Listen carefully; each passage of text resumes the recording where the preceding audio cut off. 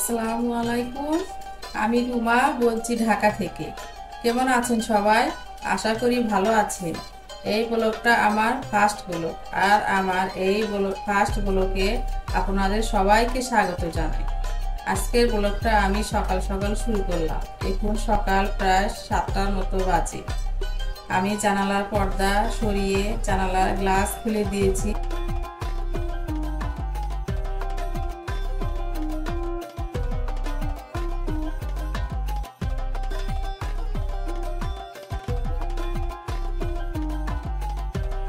চলে আসলাম সরাসরি কিচেনে। আজকে সকালে নাস্তায় রুটি আর আলু ভাজি করব, তো দেখতে থাকুন। আমি পরোটা বানাবো। পরোটার জন্য আটা নিয়েছি, লবণ দিয়েছি আর একটু সয়াবিন তেল দিয়েছি। একটু কুসুম গরম পানি করে নিয়েছি। এখন আটার ডোটা তৈরি করে নিচ্ছি। একটু একটু করে পানি দিয়ে ডোটা আমি তৈরি করব। তো এখন আমি আবার একটু পানি দিয়ে দিচ্ছি, দিয়ে মাখিয়ে নিচ্ছি ভালোভাবে। আটার ডোটা যত ভালো মাখানো যায় পরোটাটা ততই ভালো হয়। তো আমি পরোটার ডোটা রেস্টে রেখে দিলাম। এখন আমি আলু ভাজি করব। প্যানে তেল দিয়ে দিলাম। তেলটা একটু গরম হলে আমি এখন পেঁয়াজ দিচ্ছি আর কাঁচামরিচ দিয়ে দিচ্ছি। এখন একটু নাড়াচাড়া করে নেব, একটু হালকা লাল লাল করে ভেজে নেব। আমার ভাজা হয়ে গেছে লাল লাল করে। এখন আমি একটু হলুদ আর একটু লবণ দিয়ে দিচ্ছি, দিয়ে আর একটু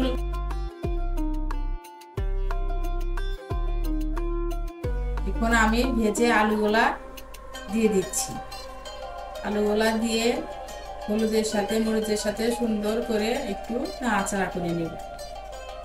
এখন আমি একটু নাড়াচাড়া করে নিচ্ছি। নাড়াচাড়া করে নিয়ে একটু আমি ঢাকনা দিয়ে দমে রেখে দিব, যত আস্তে আস্তে আলুটা সিদ্ধ হয়ে যায়। তো আমি এখন ঢাকনা দিয়ে দিচ্ছি। আবার একটু ঢাকনা উঠিয়ে নাড়াচাড়া করে দিয়ে দিব।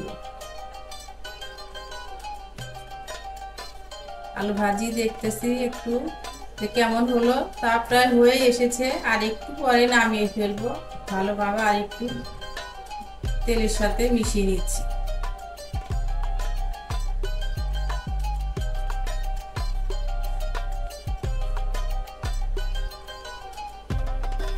আলু ভাজি নামিয়ে ফেললাম। এখন আমি পরোটা বানানোর জন্য ডো করে নিচ্ছি। ডোটা একটু তেল দিয়ে একটু মেখে নিচ্ছি। আবার একটু পরোটাটা আর একটু নরম ভাজ দিচ্ছি। দেখুন আমি বেলে নেব। আমি পরোটা দিচ্ছি এইভাবে একে একে সবগুলো একটু বেলে নিচ্ছি। আজকে আমরা এভাবে বানিয়ে রেখে দিচ্ছি। তো আমার বানানো হয়ে গেছে। এখন আমি পরোটা ভাজবো, দিয়ে দিচ্ছি প্যানের ভিতর।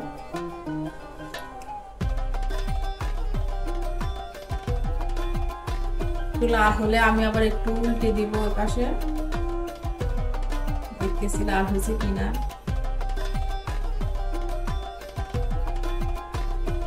আমি আবার পরোটাটা উল্টে দিচ্ছি।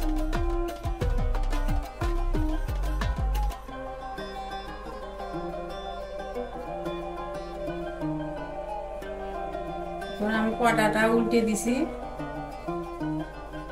তেল দিয়ে দিব। তেল দিয়ে একটু এই পাশটা লাল লাল করে ভেজে নেব। আমরা একটু লাল লাল করে পরোটাটা ভাজা খেতে পছন্দ করি, তাই একটু বেশি বেশি করে লাল লাল করে এই পিঠ হয়ে গেছে। একটু আবার উল্টে দিলাম।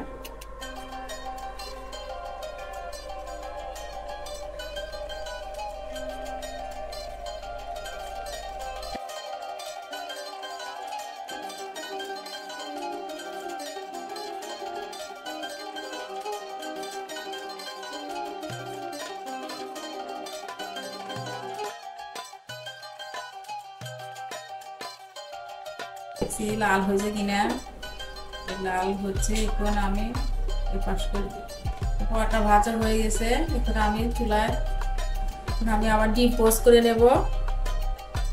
একটা ডিম দিয়ে দিয়েছি, আর একটা ডিম দেব ওই সাইডে। দুটো ডিম একসাথে করে নিচ্ছি। এখন একটু লবণ দিয়ে দেব।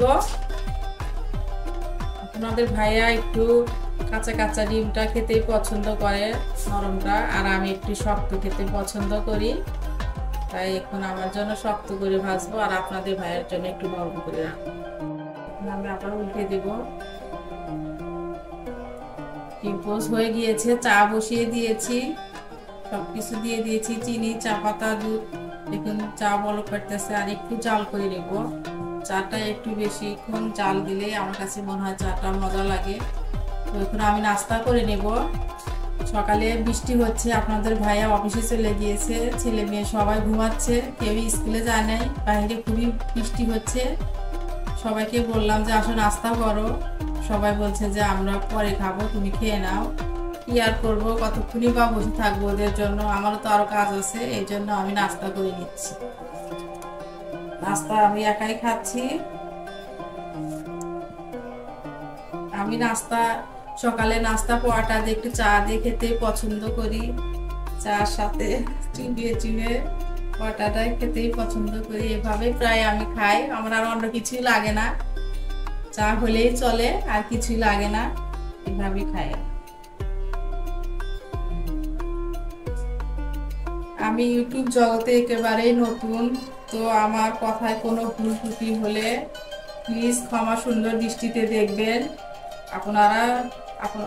প্লিজ ক্ষমা সুন্দর দৃষ্টিতে দেখবেন আপনারা। ভিডিওটি যদি আপনাদের ভালো লেগে থাকে তো প্লিজ সাবস্ক্রাইব করবেন আমার চ্যানেলটিতে, আর যদি খুব বেশি ভালো লেগে থাকে তো অবশ্যই লাইক করবেন। আজ এখানেই আপনাদের সাথে বিদায় নেব। আল্লাহ হাফেজ, আসসালামু আলাইকুম।